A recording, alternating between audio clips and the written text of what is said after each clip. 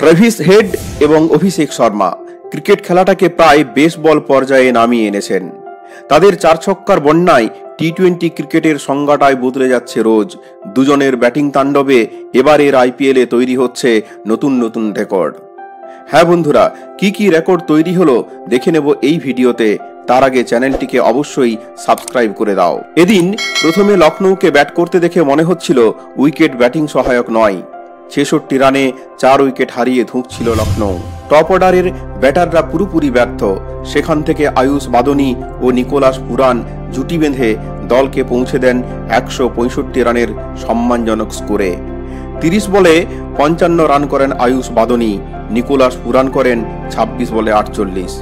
জবাবে হায়দ্রাবাদের দুই ওপেনার ট্রেভিস হেড ও অভিষেক শর্মা যখন ব্যাট করতে নামলেন, কে বলবে মাত্র 10 মিনিট আগে এই পিচেই ব্যাট করছিল লখনৌ। প্রথমে ট্রেভিস হেড, তারপর অভিষেক শর্মা দুজনে মিলে শুরু করলেন তাণ্ডব। 4 ছক্কার ঝড়ে ভেঙে পড়ল একের পর এক পুরনো রেকর্ড।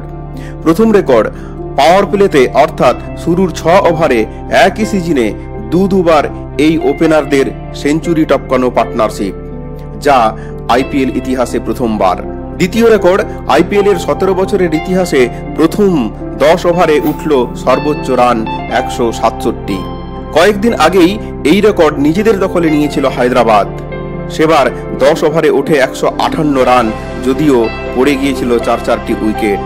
এবার নিজেদেরই রেকর্ড নিজেরাই ভাঙল এই দুই ওপেনারের সৌজন্যে।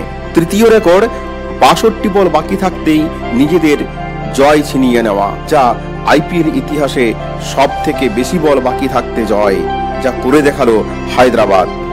চতুর্থ দৃষ্টান্ত, প্রথম 10 ওভারে এই ওপেনার জুটি মেরেছেন 14টি ছক্কা, যা আইপিএল ইতিহাসে বিরল। পঞ্চম দৃষ্টান্ত, এক সিজনে কোনো ব্যাটারের 2টি হাফ সেঞ্চুরি এসেছে মাত্র 16টি করে বল খেলে, যা করে দেখিয়েছেন ট্রেভিস হেড। তো বন্ধুরা, এই দুই ওপেনার খেলাটাকে কোন পর্যায়ে নিয়ে যাবে একমাত্র নিজেরাই জানে।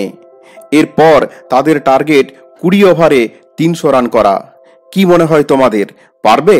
কমেন্ট করে জানাও, আর চ্যানেলটিকে সাবস্ক্রাইব করে ভিডিওটিকে লাইক করে দাও একটি।